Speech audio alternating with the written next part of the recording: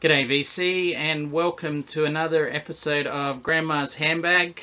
My name is Dean and this episode tonight goes to Andy from Andy's Vinyl Den. This is a subs contest entry for Andy's 7 Deadly Sins. It looks like a very popular contest as well, and I can understand why. So this one goes out to you, Andy, first and foremost.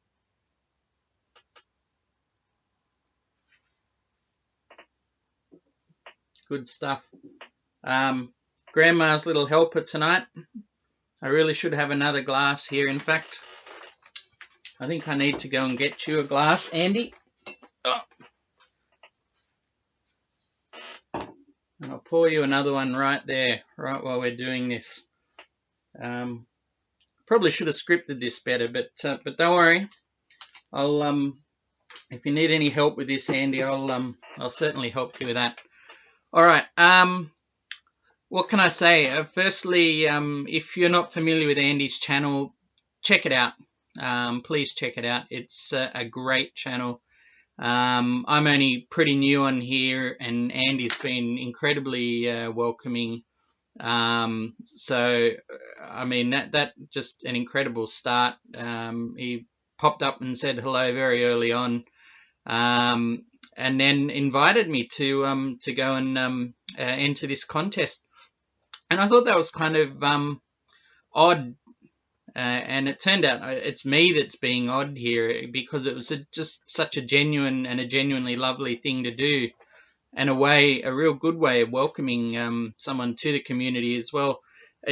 Like doing that, Andy, that was kind of the spirit of community, and I really see, because I couldn't see at first the relevance of entering a contest while I was so new, but that is actually the essence of community that you're showing there, to get people involved. So thumbs up. Thank you so much, Andy.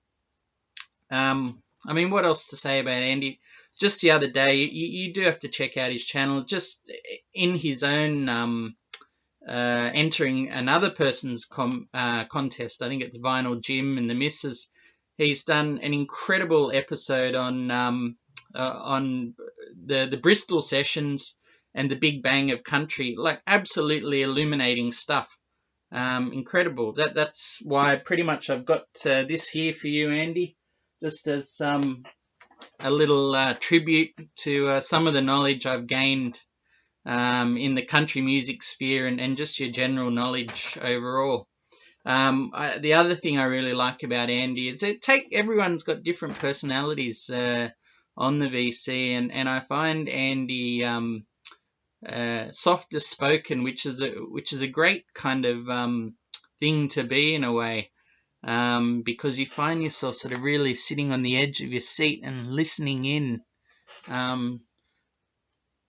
And I don't know if that's intentional, Andy, but it certainly works, and I just get the feeling that's your personality. So thanks again. Anyway, I know that's a lot of rambling for someone I've only encountered a few times, but I'm going to link to his channel and the contest, so please get in, have a look.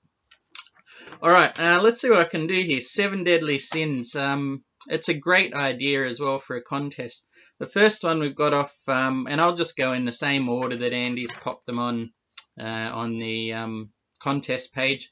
Pride. Show an album that you're proud to say you own. All right. Well, there's so many, isn't there? But after a lot of consideration, it's taken me a week or two to get around to even working out what's going to come in on this show, on this episode. One I'm proud to own is I Wish You Were Here by Pink Floyd. Specifically, it's the quadraphonic version of it. I don't know, there's just something about the actual sound and the pressing of this album, and having an old, you can sort of see a bit of it right here, an old 1970s 4-channel stereo sort of quad emulator. It's a beautiful sounding album to play on there, and I didn't realize for a long time the the gem that I had. So that counts as pride for me in a big way. All right, Greed, an album you would not part with. Well, less an album than a whole box set, and it's Nick Drake's Fruit Tree, the complete. Well, it was the complete recorded works in 1979 when this was released. This came to me like it's a Rosetta Stone for my musical development in terms of what I enjoyed. Well, I've said that about Pink Floyd. I'm cheating on the Floyd, I know, but this one was just it came. When you get those records that just come into your life at the right time. This is one of those ones for me. Fresh out of school and into university, and that's going on bloody 20 years ago now. This thing came in, and we were looking through, mates and I, in a $2 shop.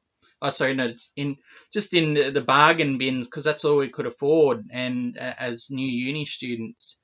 And after days after having read about Nick Drake, and knowing that this was someone I needed to hear, of course, you didn't have YouTube then to just dial up a song or anything like that. I walked into a shop and thought, I'm going to find Nick Drake today. And I did. And it's only years later you realise how almost impossible that is. And, I don't want to go into fate or serendipity, but that's about the closest example I've got to that. So Greed, would not part with this. Probably play it to death and I still wouldn't part with it. Okie dokes. Next one, Lust, an album you wish you owned. Alright, stick with me on this one. I wish I owned this. Now you might be wondering, well, what? You're holding it. Why do you wish you owned what you already possess? I'll go a little bit further into this. This is the original CD release of it. So that was the vinyl was the reissue. This is the original CD release, and it's basically a design masterpiece because it's designed to look like, I don't know if you can see that there. If I go around to the back here, it's supposed to look like a piece of medication, right down to the pill itself. So further than that, there is a 12-disc version in 2 sets of 6 little 3-inch CDs, and it comes as a bigger box that looks like it's a pain medication. And that is something that I truly, truly lust after, getting that original version of that. It's horribly expensive now, but one can dream. So that's definitely in the lust category. Envy, an artist or band you wish you could be a member of. Well, look, to be honest, just about any. I feel like I'm an intensely frustrated musician. I'm sure a few others on the VC might feel the same way on there. So, just about any band. But if I'm going to press down to one, I don't have a vinyl on this, but it would be these guys. Now, I don't know if you can read that. The title's Nixon. The artist is Lamb Chop. Some Nashville guys, and I've seen them once. They toured in Australia, and they were fantastic to catch live, even though it was only, I think, 2 people of the whole band. And the interesting thing with the band is that there's anywhere up to, it's a loose collective more than anything. So if I'm to read on here, there's 1, 2, 3, 4, 5, 6, 7, 8. I think there's about 14 people listed just here in the band, and specifically there's one person here, C. Scott Chase, who plays Open End Wrenches and Lacquer Thinner Can. So for a person with absolutely no musical ability whatsoever, that thinks they should have or wishes they did, I think I could play that. So C. Scott Chase, I'm coming for your job. Wrenches and paint cans, I can play that. I'm sure I could play that. So that's someone, you know. I'll keep my sights set pretty low, and yeah, I think I could be a part of Lamb Chop, for sure. Okay, Gluttony, a band you cannot get enough of. Well, it's an artist in this case, but I don't know, how's that going for the glare? Brian Eno. Everything I hear has value and merit for me, even, you know, things that may not be top of everybody's want list and that. It's something about the intelligence and the ideas. It's a very conceptual music, and I think that resonates to me just as much as the actual music itself. So I like how his brain ticks. I like how that translates into music and different ideas. So yeah, Brian Eno, someone I just can't get enough of, and hard to find as well on vinyl. Okie dokes. Wrath, an artist you cannot stand. Well, look, I've got nothing to show you here, but I can't stand pretty much anything new metal.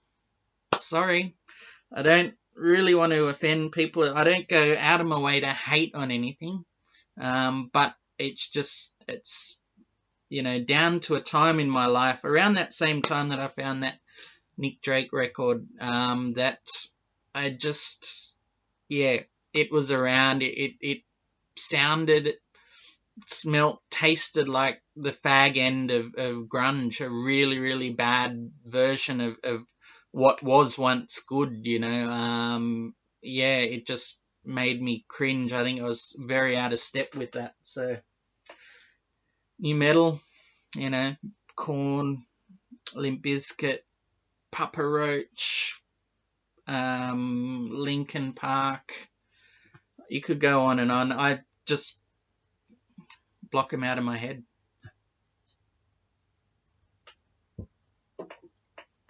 And like I said, I really don't wish to offend anyone with that, but just it's a blank spot. Anyway, moving on to the last one. Sloth, an artist you don't listen to much, or if at all anymore. And I have to say, unfortunately, it's these guys, Radiohead. Radiohead were absolutely huge for me coming out of high school, university, through the 2000s. They had a magical run of albums, you know, starting with this, OK Computer, Kid A, Amnesiac, and then I just sort of started to run out of patience or relevance. You know, there's any number of bands that I do this. I wonder if I'm not a very faithful fan, skipping away to so many different bands after a 2 or 3 album stint with them. But these guys, yeah, I mean, having said that, In Rainbows is an incredible album. But I just, you know, ones like The King of Limbs or Moon-Shaped Pool, just really haven't found that impetus to get back in there. So that sort of sloth, it's unfortunate. With this in mind, I know that I will be starting to listen to them again, and that'll be an upcoming episode, so I guess you'll get to see that, but more about that at another time. So that's it for the contest, Andy's Vinyl Den 7 Deadly Sins. I hope I've acquitted myself well, Andy. Cheers to you, cheers to your channel, to your contest, and yeah, may you keep flourishing like you have. Everyone really appreciates you and everything you do. So all the best, Andy. Take care.